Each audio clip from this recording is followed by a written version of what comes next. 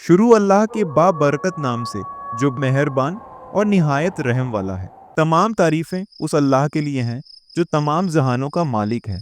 Dark सन्नाटा के viewers, उम्मीद है कि आप सब खैरियत से होंगे। तसव्वुर कीजिए कि आप एक नए घर में शिफ्ट होते हैं, ख्वाब देखते हैं एक नई जिंदगी के। मगर क्या हो अगर वो घर आपके सिवा किसी और का भी ठिकाना हो? क्या हो अगर आधी रात को खाली किचन से बर्तनों की आवाजें आएं और जब आप देखें तो फर्श पर गीले कदमों के निशान आपके कमरे तक जा रहे हों? आज की कहानी लाहौर के एक ऐसे ही घर की है जहां दीवारों के भी कान नहीं, बल्कि उनके पीछे छुपे साए आपकी हर हरकत पर नजर रखते हैं। उनकी जुबानी सुनिए, वो खौफनाक सच जिसने उनकी जिंदगी बदल कर रख दी। अगर आपके दिल कमजोर हैं तो अभी इस वीडियो को बंद कर दें, क्योंकि दीवारों पर खून से लिखी वो तहरीरें और नादीदा वजूदों के वो कहे आपको सोने नहीं देंगे।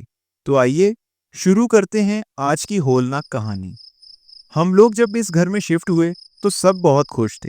कमरे इतने बड़े थे कि हमारी 7 अफराद की फैमिली वहां आसानी से समा सकती थी। पहले 2 दिन सामान की तरतीब में गुजर गए, मगर सामान सेट करते हुए हमें अक्सर ऐसा लगता कि जैसे कोई चीज गायब हो गई है। अम्मी अपनी सोने की अंगूठी ड्रेसिंग टेबल पर रखती, तो वो अगले ही लम्हे फर्श के किसी कोने से मिलती। एक बार भाई ने अपना खिलौना अलमारी में रखा तो रात को वो सहन के उस पुराने दरख्त के नीचे पड़ा मिला। हमें लगा शायद हम खुद भूल रहे हैं, लेकिन वो कोई भूल नहीं थी, बल्कि उन साइयों की छेड़छाड़ थी जो उस घर के मालिक बन चुके थे। तीसरी रात जब सब सो गए तो मुझे किचन से किसी के चलने की आवाज आई। मुझे लगा शायद मेरी छोटी बहन सारा पानी पीने गई है। मैं जब बाहर निकली तो देखा कि किचन की लाइट जल रही है, लेकिन वहां कोई नहीं था। सिंक का नलका खुला हुआ था और पानी पूरी रफ्तार से बह रहा था। मैंने नलका बंद किया और जैसे ही पीछे मुड़ी, पॉज, मुझे गीले फर्श पर 3 उंगलियों वाले पैरों के निशान नजर आए। वो निशान किचन से निकलकर सहन के उस पुराने दरख्त की तरफ जा रहे थे जो घर के ऐन वस्त में था। 3 उंगलियों वाले निशान मिलने के बाद सारा की तबीयत बदलने लगी। वो अक्सर खाली कोनों में देखकर मुस्कुराती या किसी से बातें करती। जब मैंने पूछा कि सारा, तुम किससे बात कर रही हो, तो उसने मासूमियत से ऊपर वाली मंजिल की तरफ इशारा करके कहा, वो नानी अम्मा मुझे बुला रही हैं। वो कहती हैं कि यह उनका घर है और हम यहाँ क्यों आए हैं। सारा की यह बात सुनकर मेरे पूरे जिस्म में सनसनी दौड़ गई, क्योंकि ऊपर तो कोई भी नहीं था। कुछ दिन बाद हमारे घर अम्मी की सहेली अपनी बेटी के साथ आईं। वो अभी सहन में बैठी ही थी कि अचानक उनकी नजर दूसरी मंजिल की खिड़की पर पड़ी। वो एकदम साकित हो गईं और उनके हाथ से चाय का कप गिर गया। उन्होंने कांपती आवाज में पूछा, आपके घर में वो बूढ़ी औरत कौन है जो ऊपर खिड़की से हमें घूर रही है? उसके बाल सफेद हैं और आंखें बिल्कुल साकिन हैं। हम सब ऊपर भागे, लेकिन वहां कोई नहीं था। उस कमरे को हमने ताला लगा रखा था, क्योंकि वहां अभी रंगो रोगन का काम होना बाकी था। ताला अपनी जगह मौजूद था, लेकिन जब हमने कमरा खोला तो अंदर की हवा इतनी ठंडी थी कि हमारी कुल्फी जम गई। कमरे के कोने में एक पुरानी कुर्सी रखी थी जो खुद ब खुद हिल रही थी। पॉज, जैसे कोई अभी अभी वहां से उठकर गया हो। हमने जब मोहल्ले के एक मुअम्मर बुजुर्ग शख्स से इस घर के बारे में पूछा तो उन्होंने एक होलनाक इंकशाफ किया।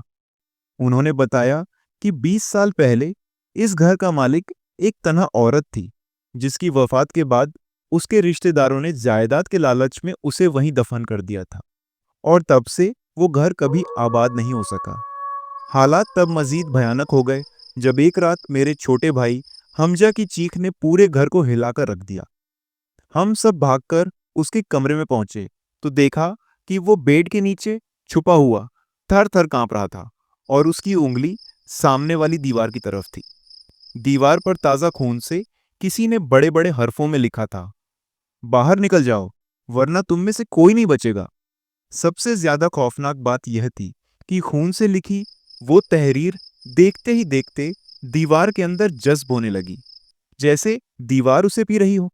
अब्बू ने हिम्मत करके हमजा को बाहर निकाला, लेकिन हमजा के बाजू पर दांतों के गहरे निशान थे। जैसे किसी छोटे बच्चे ने उसे बहुत जोर से काटा हो। मगर उस वक्त घर में कोई बच्चा मौजूद नहीं था।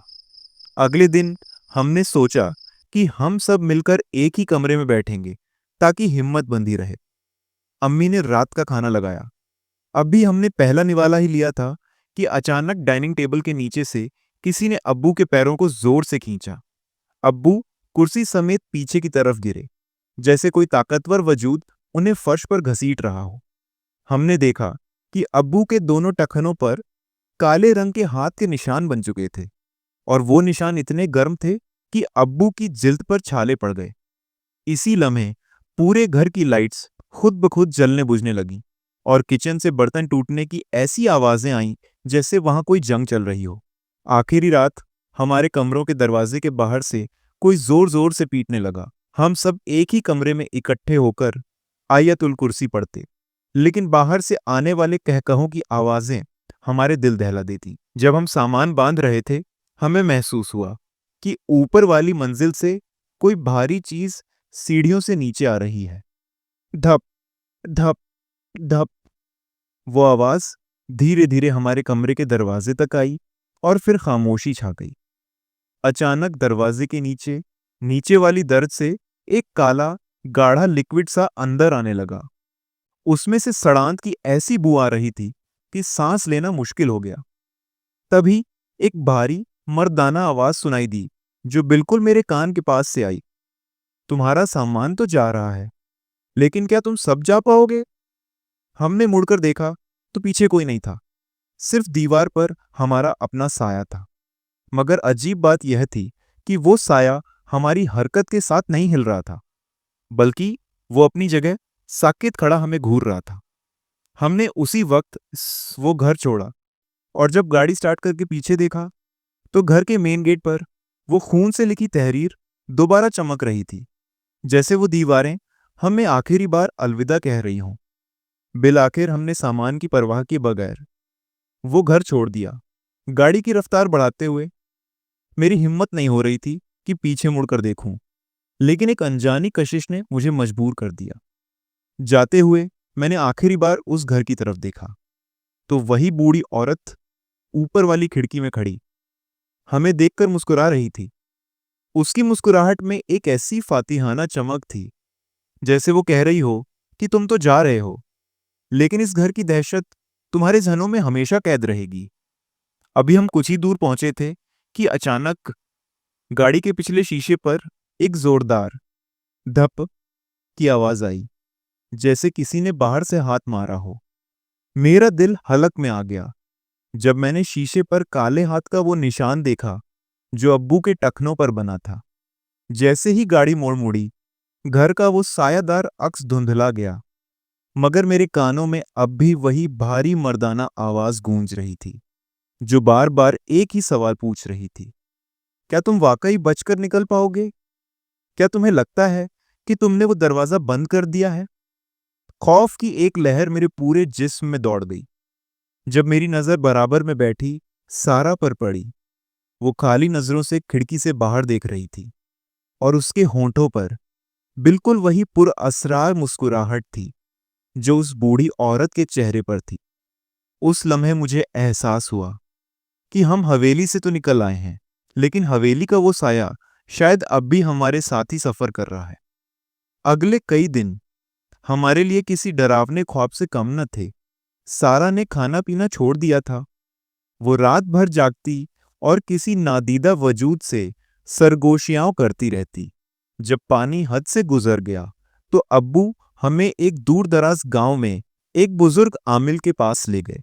वो एक छोटा सा कच्चा कमरा था जहां अगरबत्तियों का धुआं फैला हुआ था। जैसे ही सारा ने वहां कदम रखा, वो दहाड़े मार मार कर रोने लगी। उसकी आवाज उसकी अपनी नहीं थी, बल्कि वही भारी मर्दाना आवाज थी जो हमने हवेली में सुनी थी। आमिल बाबा ने जब पढ़ाई शुरू की तो सारा के जिस्म में एक अजीब सी तड़प पैदा हुई। वो बुजुर्ग गरजदार आवाज में पुकार रहे थे, निकल जा इस मासूम की जान से, तेरा ठिकाना वो वीरान घर है, ये इंसान नहीं। 1 घंटे की कठिन जद्दोजहद के बाद अचानक सारा के मुंह से एक काली भाप सी निकली और वो बेहोश होकर गिर पड़ी। आमिल बाबा ने पसीना पोंछते हुए अब्बू से कहा, तुमने वहां से निकलने में बहुत देर कर दी थी। वो साया इस बच्ची की रूह में घर करने वाला था। ये अब ठीक तो है, लेकिन याद रखना, कुछ जगहों की मिट्टी इंसान का पीछा नहीं छोड़ती। सारा अब ठीक है, लेकिन कभी कभी आधी रात को जब वो नींद में वही पुरअसरार मुस्कुराहट मुस्कुराती है, तो मेरे दिल में एक हुक सी उठती है कि क्या हम वाकई उस घर से मुकम्मल तौर पर आजाद हो चुके हैं। दोस्तों, सस्ता किराया और बड़ा घर देखकर कभी भी आंखें बंद करके फैसला ना करें। घर लेने से पहले उसकी तारीख मालूम करना और वहां की एनर्जी को महसूस करना बहुत जरूरी है, वरना बाज़ औक़ात इंसान ऐसी जगहों पर फंस जाता है जहां से वापसी का रास्ता बहुत मुश्किल होता है। उम्मीद है आज की यह वीडियो आपको पसंद आई होगी। अपना फीडबैक कमेंट्स में ज़रूर दें, और अगर आपके पास भी ऐसी कोई सच्ची कहानी है तो मेरे साथ शेयर करें।